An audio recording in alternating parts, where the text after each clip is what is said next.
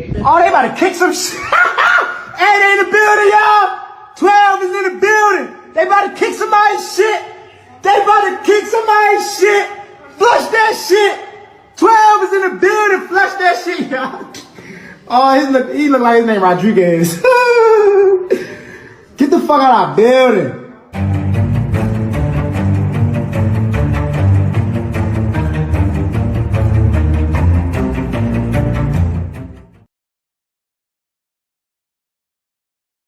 Welcome to the LifeScope channel. On your way in, don't forget to like, share, and subscribe. It's appreciated as always. So, I saw a few weeks ago that Remy Ma's son has caught a murder charge, and I didn't want to do a video on it until more information was out. Jayson J. Scott, the son of Remy Ma, was arraigned on a 7-count indictment on Tuesday. Scott is charged with murder in Queens. Melinda Katz, the district attorney for Queens County, called the case a cold-blooded killing on a public street. Scott is facing numerous charges of murder and unlawful possession of a weapon in connection with the shooting death of Darius Gillibo, 47, in South Jamaica. I'm Natasha Verma. 23-year-old Jayson Scott has been arrested in connection to a murder in Queens that dates back to 2021. Investigators are looking into the possibility that it was a murder for hire. All right, Fox 5's Teresa Priolo joins us live from Astoria where the victim lived. Teresa, what can you tell us? Yeah, Steve and Natasha, residents I spoke to here, they didn't know the victim, but they do know who Remy Ma is, and they're telling us that they hope her celebrity doesn't play into this case. Tonight, we are learning that victim was allegedly killed by Remy Ma's son, Jayson Jace Scott. So here's what we know at this hour. 23-year-old Scott was arrested today on first-degree murder and weapons charges. It's unclear if he pulled the trigger or if he hired the hit that took the life of Darius Gillibo, who lived here at the Ravenswood houses in Astoria. The crime occurred nearby in broad daylight back in 2021. Gillibo took hits to the head and to the chest.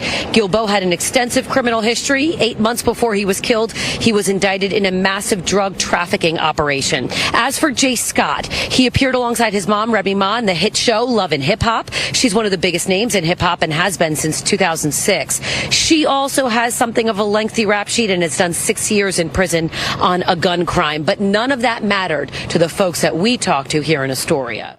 As more information about the case becomes available, Scott is said to have been hired as a hitman. In connection with the shooting death in 2021, Bronx resident Richard Swigert, 22, is also facing charges.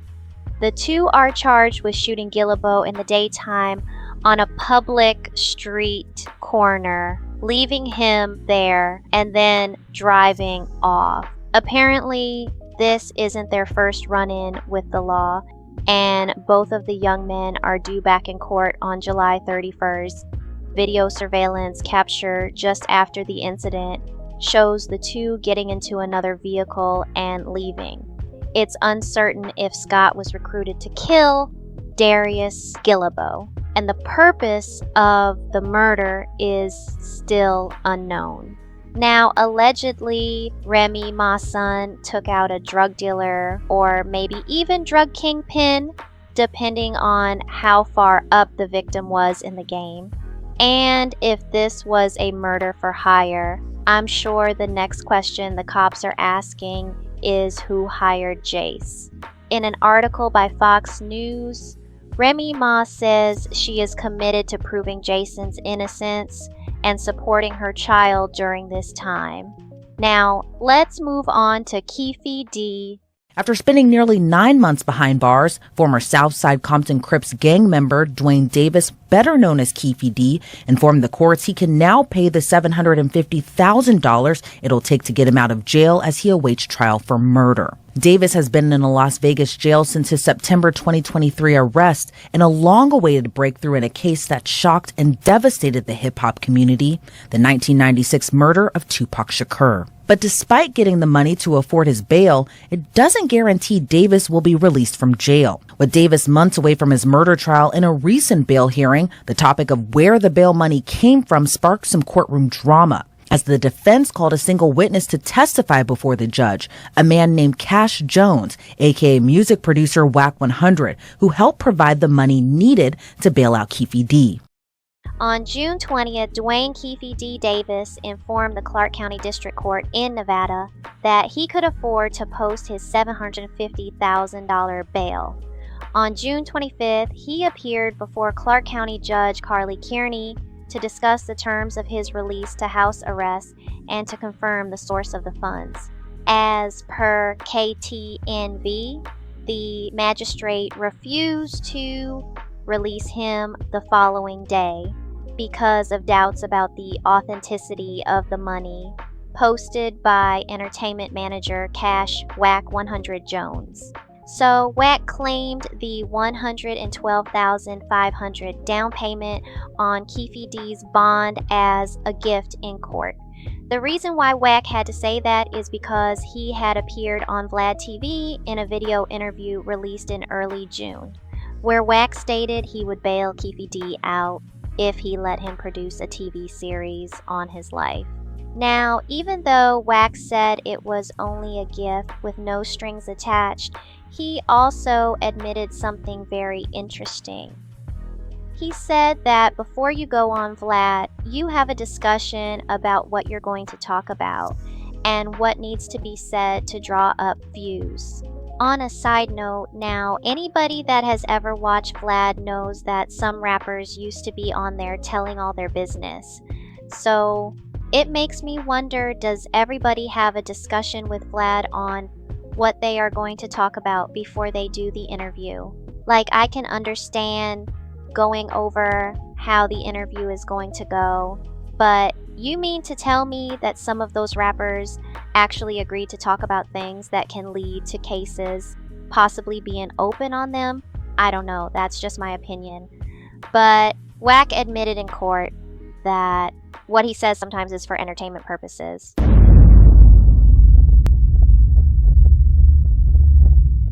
Keffe D, I did a few interviews with Keffe D and him detailing about what happened in Vegas with Tupac. How you feel about him, being so honest and candid about what happened in Vegas with Tupac? How you feel about that, yo? Shit, man, if I was him, I just would have shut the fuck up. I wouldn't, because, anything you say can and will be held against you in a court of law. Gangster niggas out here better know the motherfucking law. If you finna be a gangster, you better know the laws and shit that you breaking and what the time is for doing that type of shit. You know what I'm saying? Or it's things that you need, how to approach a situation when you in the, with the police and all of that shit. You know what I'm saying? Certain shit you just can't talk about. You know what I'm saying? Everything ain't for the internet. Everything ain't for the motherfucking, world star and shit like that. Real gangsters move in silence. Certain shit you can't say, And if you say and do shit, then you suffer the consequences of going against the grain in the game. You go against the grain, you gonna suffer the consequences and repercussions. You can't speak on shit that's or dry snitch on yourself. You're dry snitching on yourself and shit. Besides all that, another reason why Keffe D bail was denied is because the court was unsure that the money that was put up for the down payment from Whack was from a legitimate business source. And on that, I'm wondering, does that court check everybody's source like that? Or is it because this is a big case? Now, I didn't see the interviews that Keffe D was doing where he was talking about Tupac, but it literally was only a matter of time if he was going around saying he had something to do with it. Plus, a lot of Tupac fans, including me, want someone to be held accountable for Tupac's death. Anyway, let me know what you think, and don't forget to support the channel. Until next time.